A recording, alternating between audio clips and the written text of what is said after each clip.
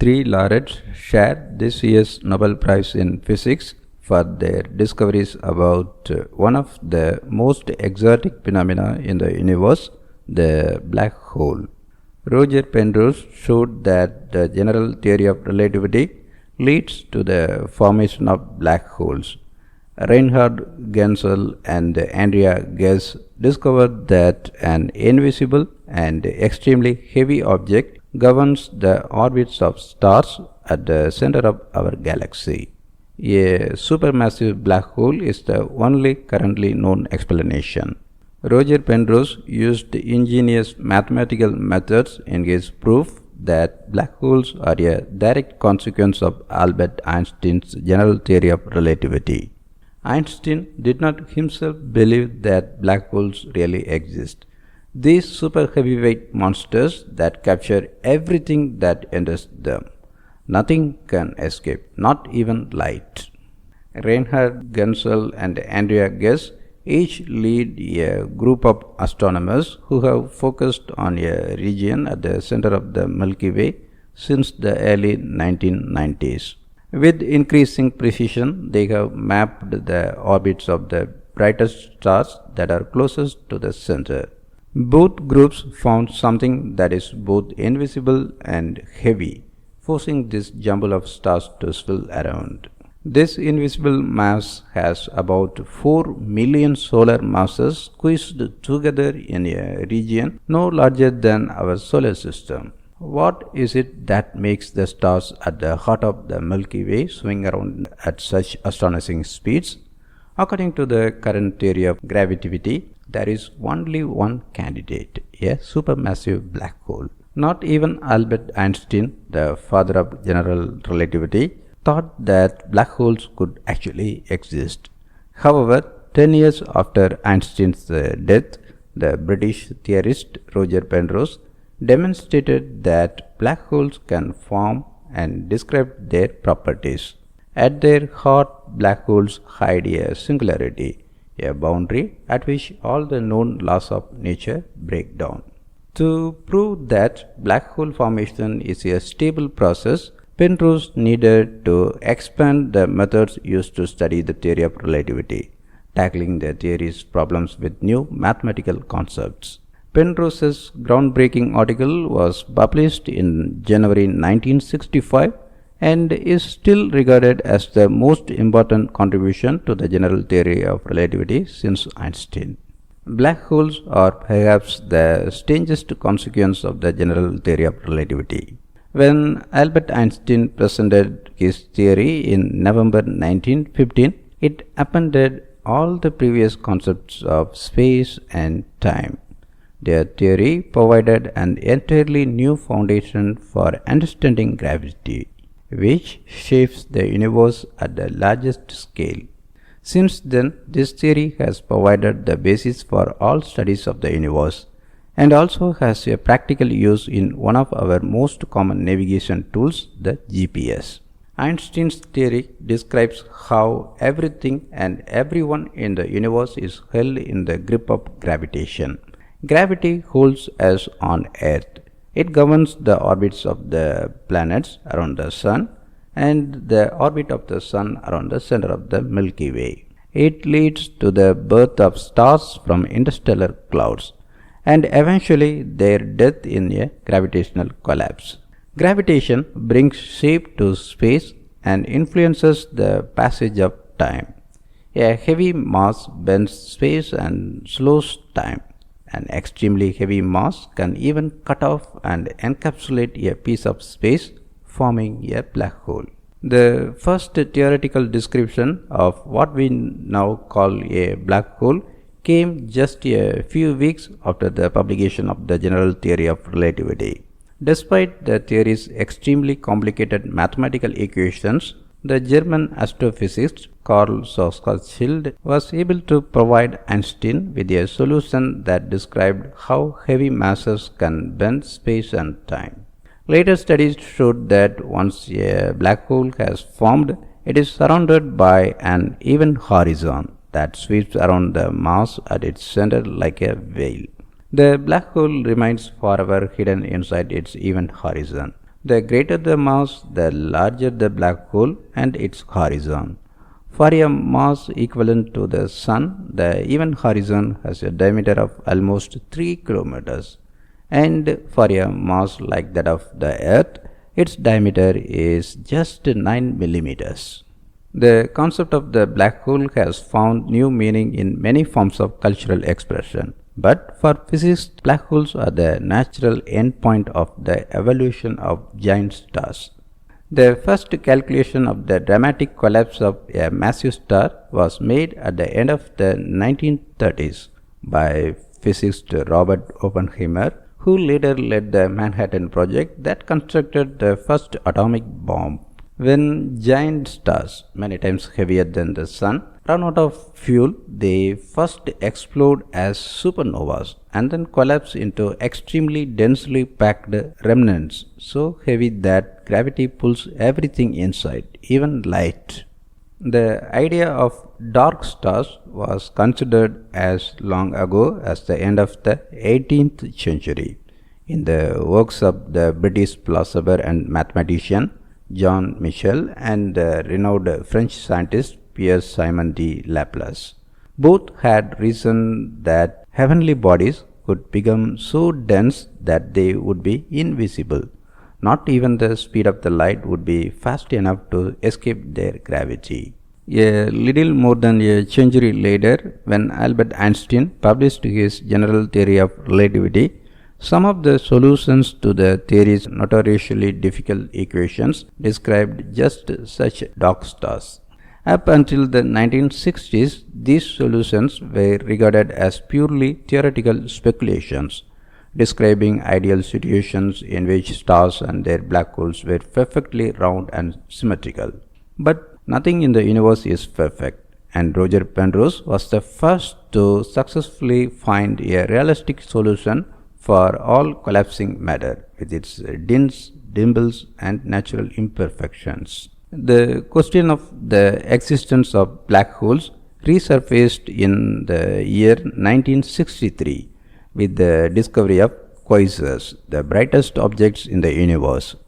For almost a decade, astronomers had been puzzled by radio rays from mysterious sources such as 3C273 in the constellation of Virgo. The radiation in visible light finally revealed its true location. 3C273 is so far away that the rays travel towards Earth for over a billion years. If the light source is such a long way away, it must have an intensity equal to the light of several hundred galaxies. It was given the name quasar. Astronomers soon found quasars that were so distant they had emitted their radiation in the early childhood of the universe. Where does this incredible radiation come from? There is only one way to obtain that much energy within the limited volume of a quasar from matter falling into a massive black hole. Whether black holes could form under realistic conditions was a question that puzzled Roger Penrose.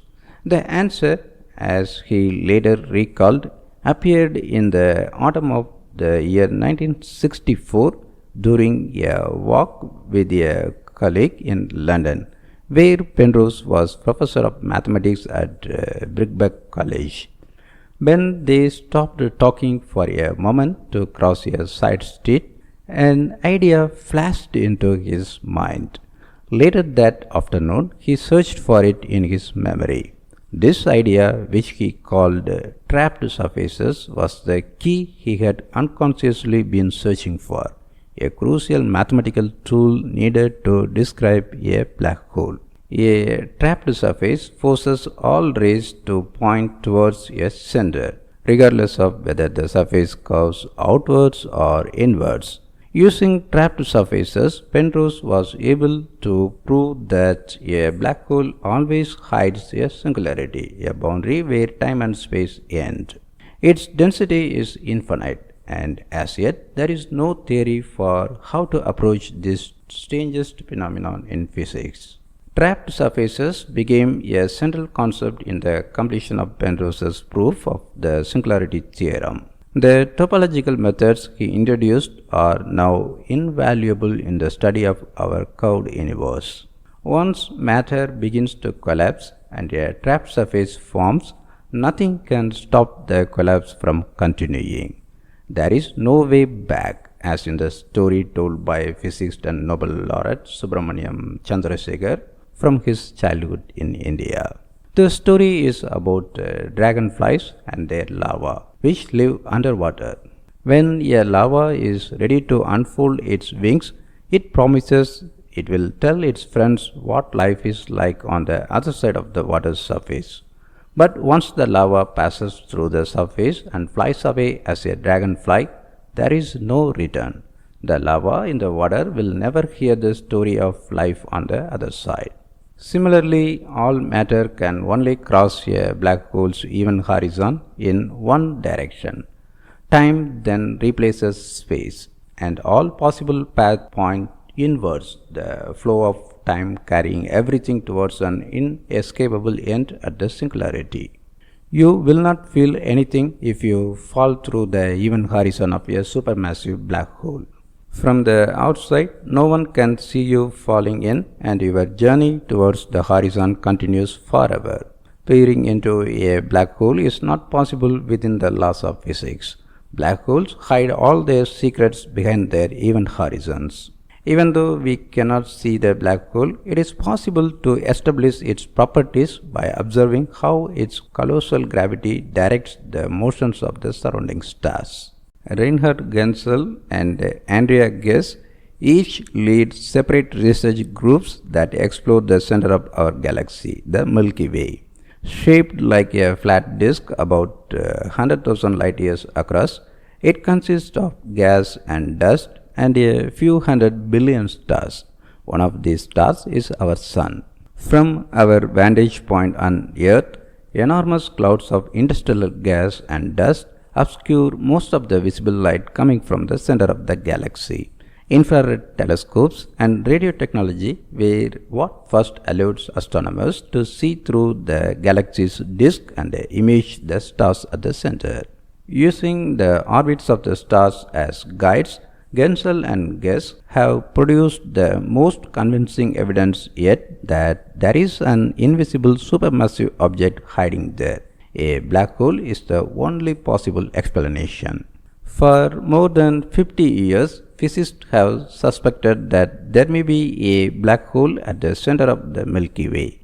Ever since quasars were discovered in the early 1960s, physicists reasoned that supermassive black holes might be found inside most large galaxies, including the Milky Way.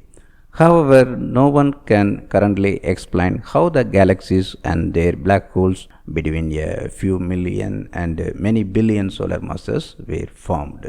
100 years ago, the American astronomer Harlow Shapley was the first to identify the center of the Milky Way in the direction of the constellation of Sagittarius. With later observations, astronomers found a strong source of radio waves there, which was given the name Sagittarius A. Towards the end of the 1960s, it became clear that Sagittarius A occupies the center of the Milky Way, around which all stars in the galaxy orbit. It was not until the 1990s that bigger telescopes and better equipment allowed more systematic studies of Sagittarius A. Reinhard Genzel and Andrea Ghez each started projects to attempt to see through the dust clouds to the heart of the Milky Way. Along with their research groups, they developed and refined their techniques, building unique instruments and committing themselves to long-term research. Only the world's biggest telescopes will suffice for gazing at distant stars. The bigger, the better is absolutely true in astronomy. The German astronomer Reinhard Genzel and his group initially used NTT, the New Technology Telescope, on La Silla mountain in Chile. They eventually moved their observations to the Very Large Telescope Facility VLT on Parnell Mountain, also in Chile. With 4 giant telescopes twice the size of NTT, the VLT has the world's biggest monolithic mirrors, each with a diameter of more than 8 meters. In the USA, Andrea Ghez and her research team used the Keck Observatory located on the Hawaiian mountain of Mauna Kea. Its mirrors are almost 10 meters in diameter and are currently among the largest in the world. Each mirror is like a honeycomb consisting of 36 hexagonal segments that can be controlled separately to better focus the starlight. However big the telescopes, there is always a limit to the detail they can resolve because we live at the bottom of an almost 100-kilometer deep atmospheric sea. Large bubbles of air above the telescope, which are hotter or colder than their surroundings, act like lenses and refract the light on its way to the telescope's mirror, distorting the light waves. This is why the stars twinkle and also why their images are blurred. The advent of adaptive optics was crucial in improving observations. The telescopes are now equipped with a thin extra mirror that compensates for the air's turbulence and corrects the distorted image.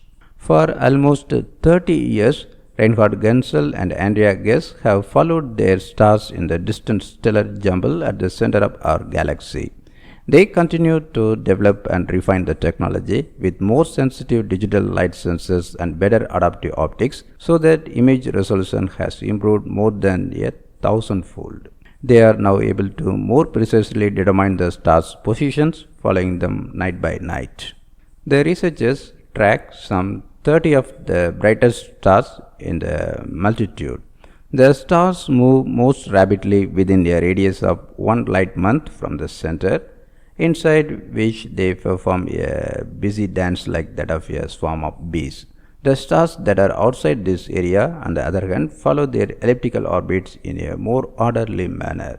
One star called S2 or SO2 completes an orbit of the center of the galaxy in less than 16 years. This is an extremely short time, so the astronomers were able to map its entire orbit. We can compare this to the Sun, which takes more than 200 million years to complete one lap around the Milky Way center. Dinosaurs were walking on the Earth when we started our current lap. The agreement between the measurements of the two teams was excellent, leading to the conclusion that the black hole at the center of our galaxy should be equivalent to around 4 million solar masses, packed into a region the size of our solar system. We may soon get a direct look at Sagittarius A. This is next on the list because just over a year ago, the Event Horizon Telescope Astronomy Network succeeded in imaging the closest surroundings of a supermassive black hole. Farthest in the galaxy known as Messier 87, M87, 55 million light years from us, is a blacker than black eye surrounded by a ring of fire. The black core of M87 is gigantic, more than 1000 times heavier than Sagittarius A.